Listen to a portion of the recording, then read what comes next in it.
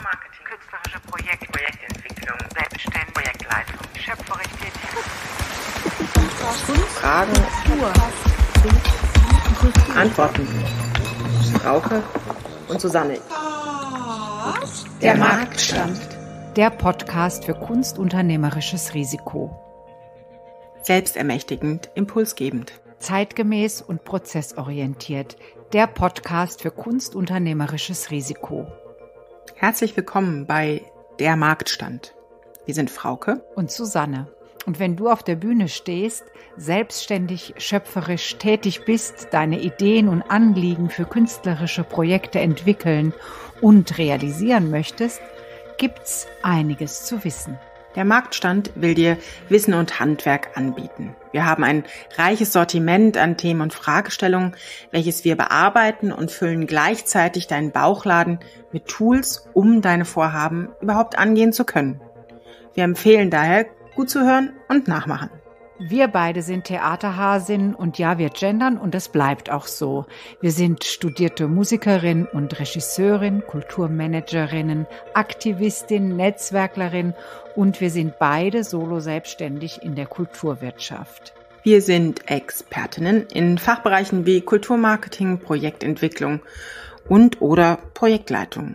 Wir kennen viele deiner Fragen und unser großes Netzwerk weiß viele Antworten. Wir freuen uns, dich auf dem Marktstand in den nächsten Wochen und Monaten herumzuführen. Auf geht's! Der Marktstand. Hallo und einen wunderschönen guten Abend zu unserer neuen Folge des Marktstandes. Und wir sind, hallo Susanne, schön, dass wir uns wiedersehen. Hallo. Und ich persönlich bin wahnsinnig froh und bin ein bisschen aufgeregt, was sonst gar nicht so meins ist, dass wir heute Richard Siegal begrüßen dürfen. Yeah! Hello Richard, nice to have you here and nice to hear and see you. Hi Frauke, hi Susanne. It's very nice to be here. Thank you for the invitation. So, für diejenigen, die Richard Siegal nicht kennen, dann würde ich einmal ein bisschen vorstellen, dass ihr eine Idee bekommt, wer Richard ist, weil für unsere Themen ist er doch jemand sehr Besonderes und ich bin sehr froh, dass er da ist. Richard Siegal hat 2006 als Artistic Director The Bakery gegründet und hat 2016 in München, soweit ich weiß, das Ballett of Difference gegründet, eine freie Tanzkompanie, die zu dem Zeitpunkt an keinem Haus war und auch nirgendwo assoziiert. Richard hat selber lange Jahre getanzt, ist ein Choreograf, hat viele Arbeiten gemacht und geleitet, unter anderem beim Bayerischen Staatsballett, in Berlin beim Staatsballett, in Marseille, in der Ruhr-Triennale, Forsyth Company und dann gehen wir auch so ein bisschen weiter, nicht in die klassischen Ballettgeschichten, sondern am IRCAM, am Centre Pompidou, im Columba-Museum hier in Köln. Also doch ein Weg gegangen, der vielleicht für den klassischen Ballettdirektor gar nicht so üblich ist. Und er hat auch oder arbeitet sehr viel auch mit Musikern, mit Architekten, mit Industriedesignern, also Visual Artists, Menschen, die vielleicht mit Ballett an erster Schnittstelle gar nicht so viel zu tun haben. Und ist das ist vielleicht auch so ein bisschen das Besondere, mittlerweile mit dem Schauspiel Köln assoziiert. Und zwar seit der Saison 2019/2020. Und was ich auch besonders cool finde, er ist beim Bolschoi-Ballett, Benoit de la Danse, das finde ich so schön zu sagen, deswegen muss ich sagen. So perhaps now you got an idea a little bit about Richard. Richard, is this an okay introduction, or did I forget something? No, I'm really impressed how much you know. It's been a long, unexpectedly long career. So thanks for picking out those highlights. Okay, and now to get to know you a little bit more, beside your official functions, I would say, we prepared some small questions. Susanne, do you want to start perhaps? A night in a club or a night in a bar? And enjoying a haircut in a saloon, or better a DIY at home? More of like a home haircut guy. The machine is all I need. Buzz, and then it's done. Netflix or TV? Oh, Netflix, yes, I guess, if I had to choose. Popcorn or chips? Detailed blend journey or traveling into the blue? Traveling into the blue. Well, I mean, a combination of the two, really, but no, yes, the blue. I take the blue. So before we descend into the depth of our question today, hybrid working, perhaps you could explain us a little bit why you founded the Ballett of Difference and what was the reason, and what does it personally, as well as from an artistic view and as also from a personal view, does it mean to have a free company, free company and founding a free company? Well, you're right to point it out. I mean, there is what it points to is this intersection between art and the production of art. It's not it's not the same thing, and it becomes a resource issue. It's certainly there needs to be a theater. There need to be dancers. It's labor subject, and so with that in mind, we applied for support from the city of Munich, from the Optionsförderung, which I had received a few times before. And we received a grant, which was like startup money, to found this company. It felt like a startup. And with that money, we were able to attract, other support, namely here in Cologne. We produced our first evening with dancers that I had worked with in Munich and in New York and freelance dancers.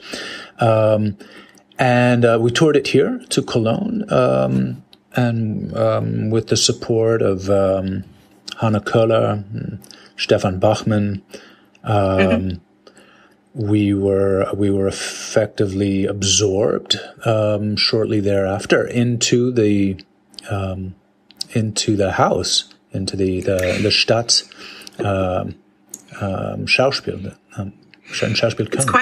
It's quite interesting what you're describing, because you described to found a free company and with startup money. So that's, I would say, a very recent term to use also in the artistic world, honestly. And then you create a free company, and then not very much later you associate yourself with such a big house in die städtischen Bühnen, Cologne. Yeah. Well, so it's a kind of 180-degree round and round, a free company in a strictly very tight structure like the städtische Bühnen. How does that work? This kind of artistic spirit to look where you are, to create, to position yourself every day in every rehearsal and every training in this very, I would say, uptight structure like a house like Köln. Well, I mean, there's a lot in there in the questions. I mean, the first of all, for sure, there is the spirit of the day, which is venture capital, which is incubators. Where we are looking for disruption and to the frontiers of just about all human activity. And with that spirit, we hoped to become a fully funded company. And one of the scenarios that I imagined could be that we would become absorbed, in effect, bought out by a Staatstheater. And I thought this could be quite interesting. In fact, the way that we regard the work that we do is as a agent provocateur,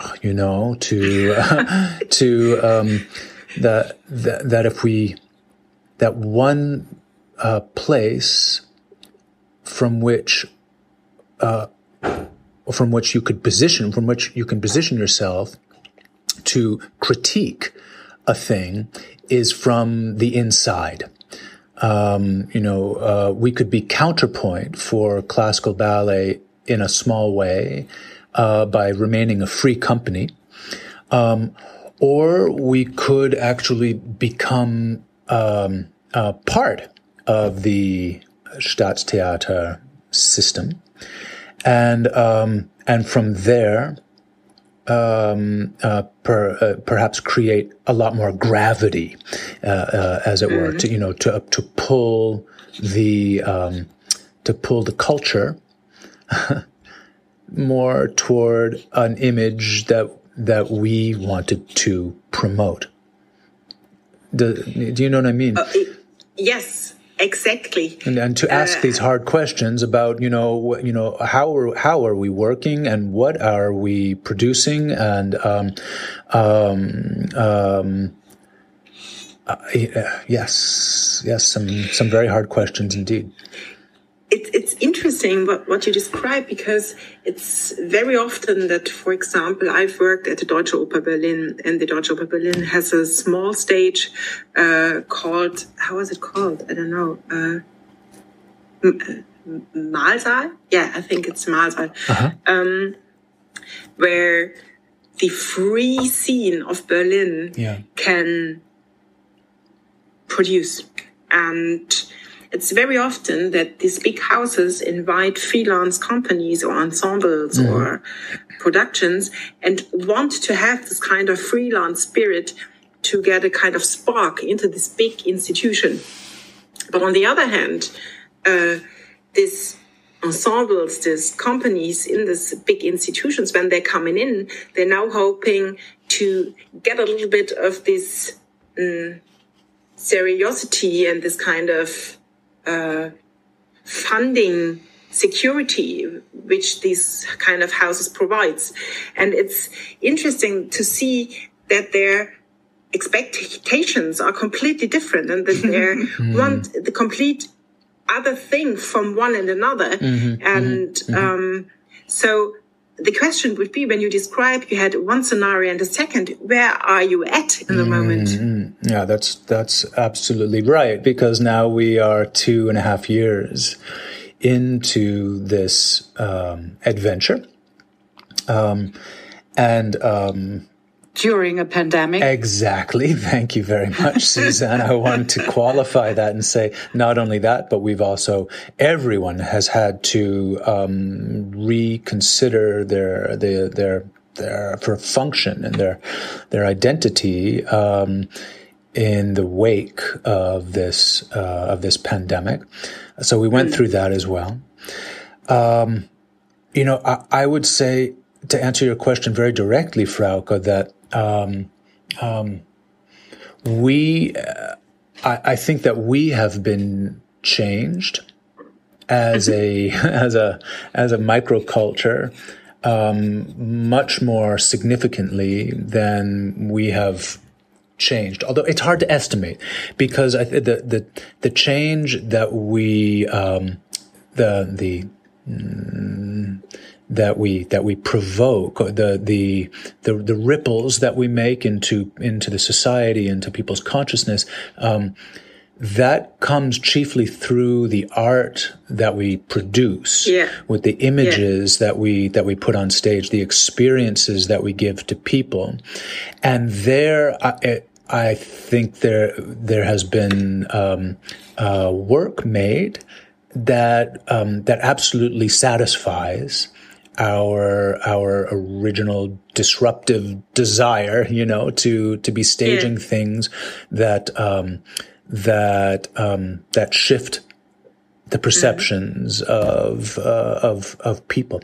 But as far as how we work like a Staatstheater requires, because and it's been difficult. It's been I've had to learn a lot. I mean, and that's a good thing, but the reason why things work the way they do here in Staatstheater, as far as I can tell, really just has to do with organizational necessities. It's about time frames and planning, and to remain reactive and responsive becomes more and more difficult, because questions need to be answered concretely, far in advance, before you're really into a creative process in the studio. That is to say, what you're describing, I think it's a toughness of reality, I would say, and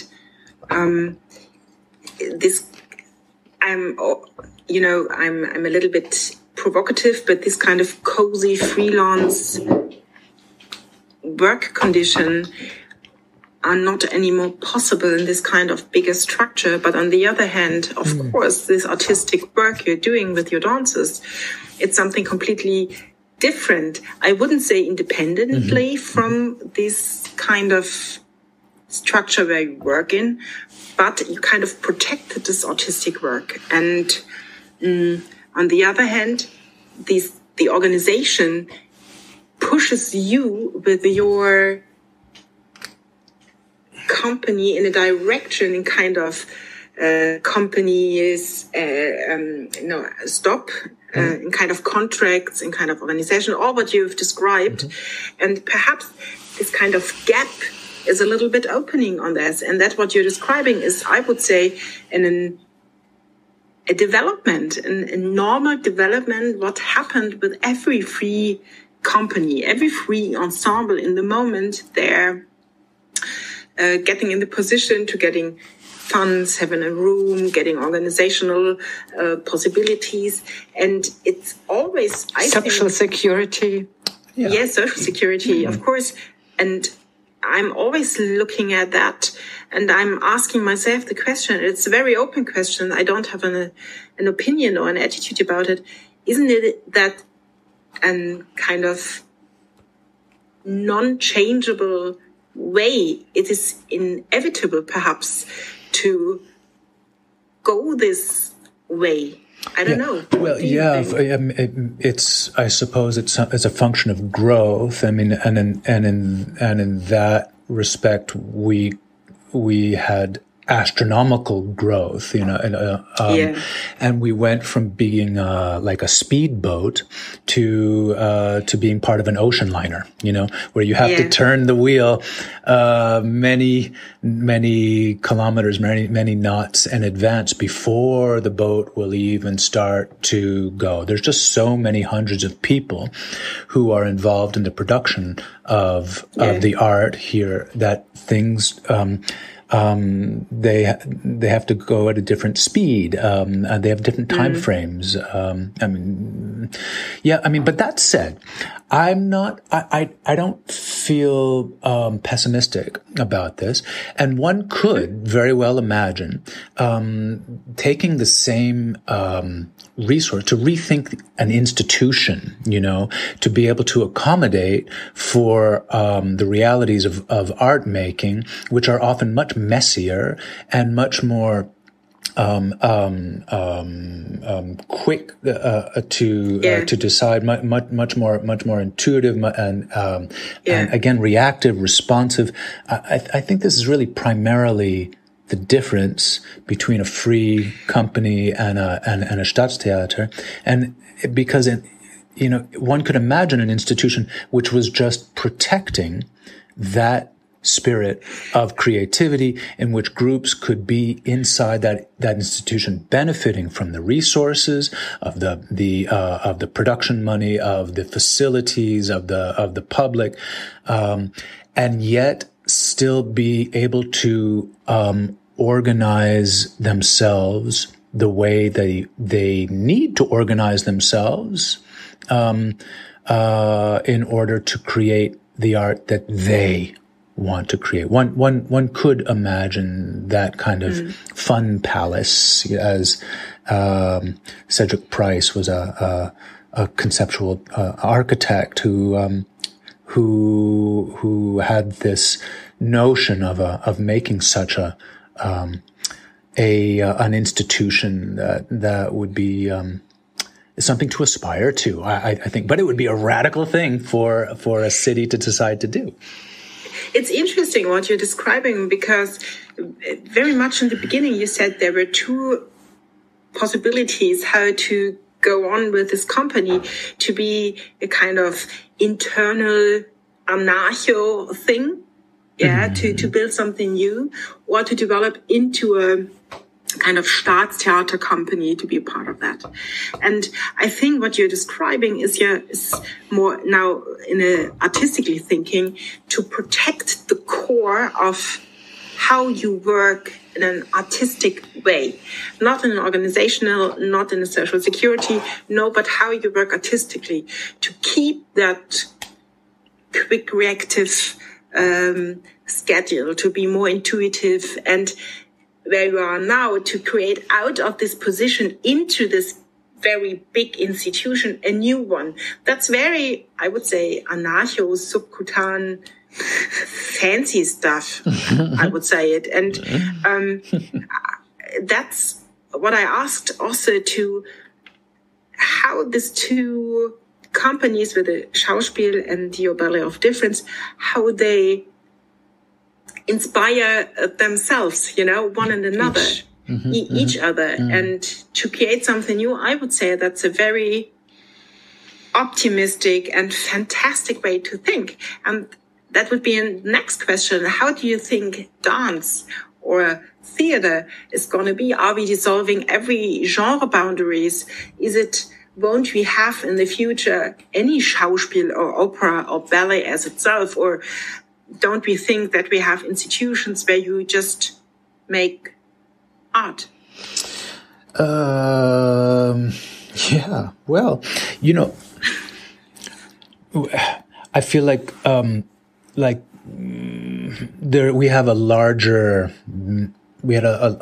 mission here. There was sort of a meta narrative to all of this, which is that the invitation from these actors in Cologne came with a sort of a utopic vision that were this pilot project successful, then it could lead to the establishment of the third wing of the theater, of the dritte Sparte. And given the situation in Cologne, and with the opera house being under construction, and the depot in Mulheim having become a recognized center for performing arts within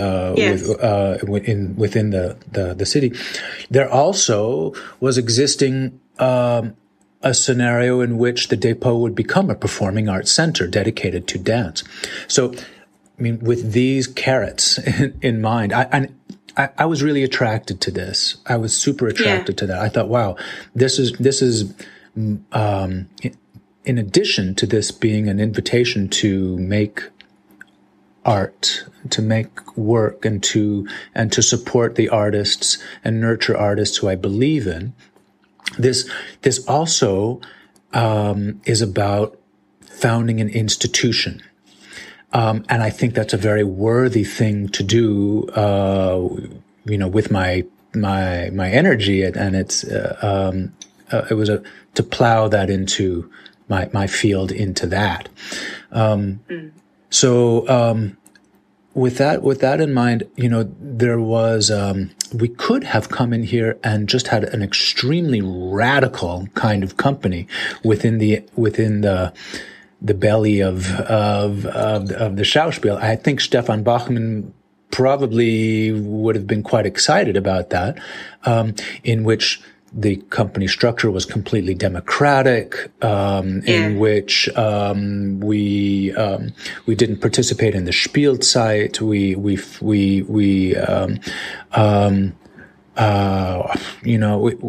just simply came together and worked as we would as, say, like a collective. Mm-hmm. But there's this other pressure, another desire, to make a successful company in order to open up these doors to the future. So the question is, well, what is success in that equation? What is the lever? What's the mechanism? So one can say that the success is a popular success. That to make work which is pertinent and exciting and contagious and sticky in order to build your public. Or build your public, and this is creates a very convincing argument to politicians to dare to make that tremendous collective decision to form an institution. And that takes a huge amount of political will, which can only come either from some kind of tyranny, from above, some sort of like very, very, beautiful tyranny, or from the public saying this is what we want. Beautiful tyranny. I love that kind of word and termini. But what I'm asking myself is, now we're speaking about founding another institution. We're speaking about founding something, I wouldn't say equal, but an institution with structure, with contracts, with law, the things you have to abide, all the kind of stuff. So I'm asking myself that is kind of utopic vision. Isn't that more this inspiration where we have to follow through artistically, and probably also with this kind of freelance companies, ensembles, because in the moment we found a new institution, we are back to square one. We are back to the moment where we have to put everything in question again, because now it's settled, now it's fixed, now we have to build this kind of not only vessel, but the pot for the vessel. You know what I mean? Yeah, I know. Yeah, Suzanne, go ahead, please. Susanna, what is... Nee? No? Oh, sorry. Okay. Yeah, well, I understand what you're saying, but that is assuming that capitalism and utopia cannot exist, and they cannot coexist, and I guess I would like to believe that it can, and that there can be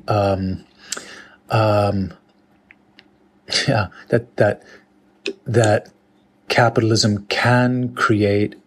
I mean, it's not even capitalism, isn't it? Because it's really. I mean, we're in a social welfare state here. Really, it's a social democracy, and that can create the conditions, the financial conditions under which the society can value sustainability and intersectionality and hybridization and innovation. I do believe, and I want to believe, I must believe that's true. In fact, I think there are some very beautiful examples of that around the world, in some arts institutions, that we can we can aspire to, that we can model ourselves Could you after. name some of these? Oh, I think the Haus der Strukturen der Welt von Bernd Scherer and under the direction of Bernd Scherer is such a place. One might say Peter Weibel and ZKM. IRCAM, I believe, yes. One might say, Pierre Boulez founded an institution for electroacoustic music and research in as part of the Pompidou Center in Paris, and that's an extremely innovative institution, and maybe not just arts institutions as well. I mean, one might also look to business as well. But I'm Yeah, I have one tiny more question, because I love this kind of talk, because when you look around in the momentarily discourse, I would say, is more or less, when you look at the Ensemble Netzwerk, when you look Regie Netzwerk, or you're looking to the Gewerkschaften. What's Gewerkschaft of English? Unions. The unions. When you look to the artistic unions, there is by more and more a kind of state artist, that the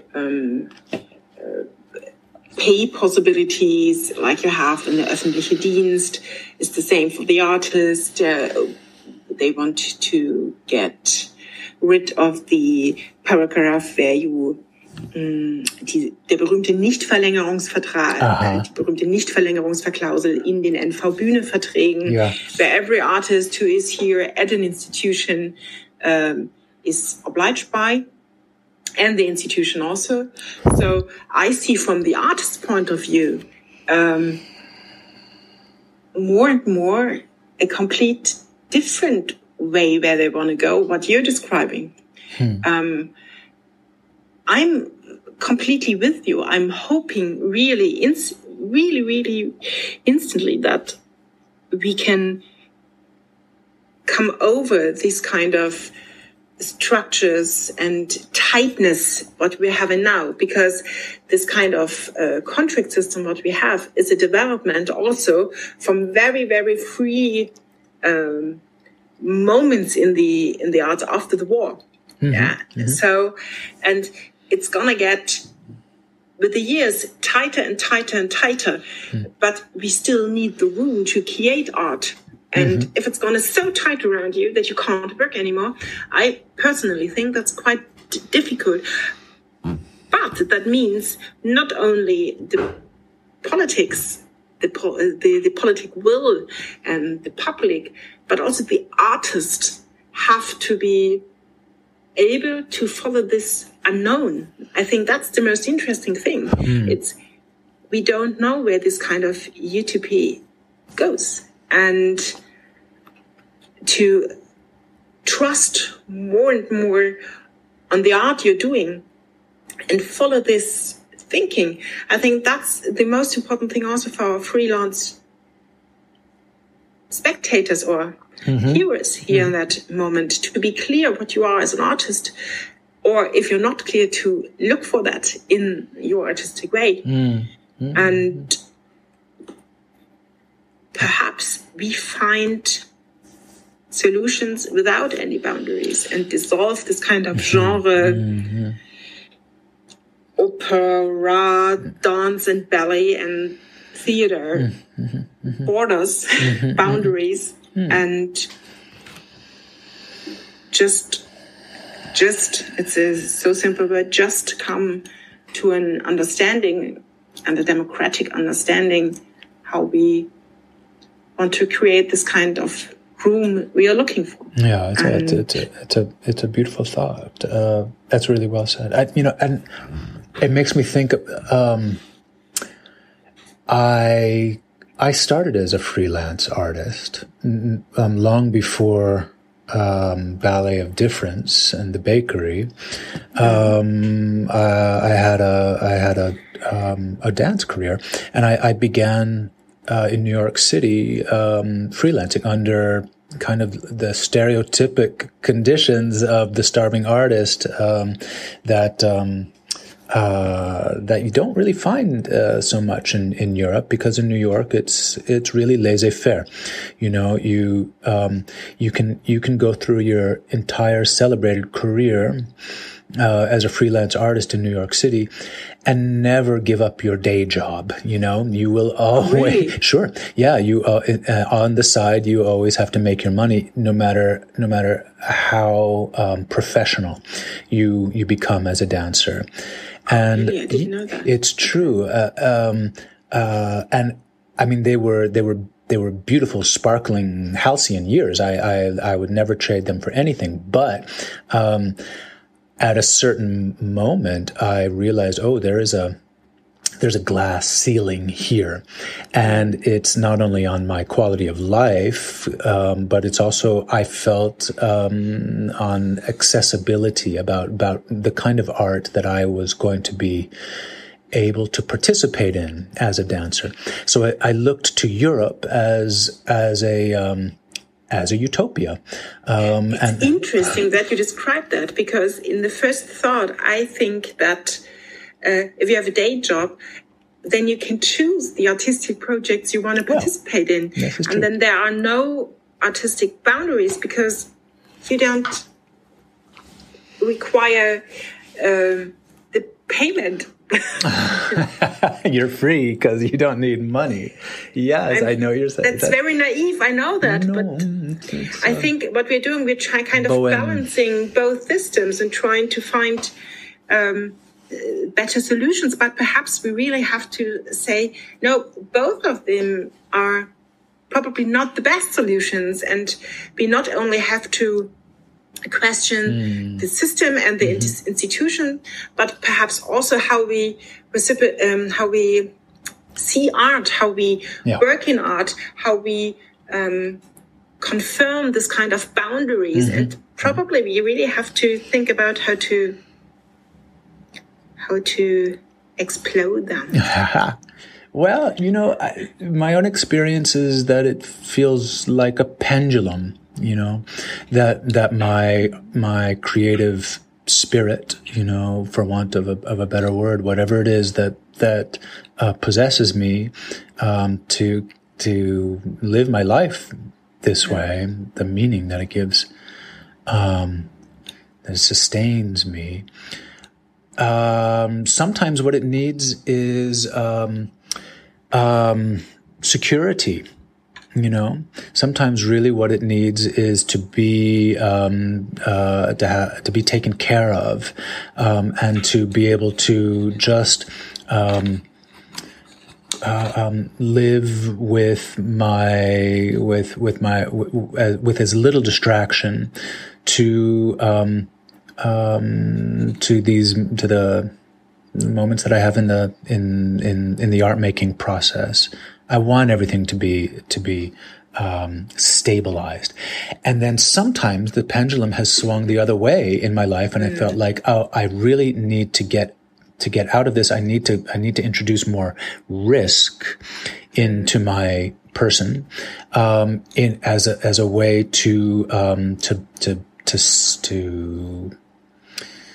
destabilize myself and to advance my own evolution as an artist. And then it swings back the other way again. So perhaps these two poles, they balance one another.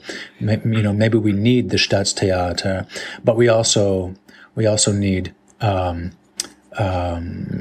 free support for free structures, and maybe we even need the art that's made under the absolute worst conditions, which is perhaps the most necessary.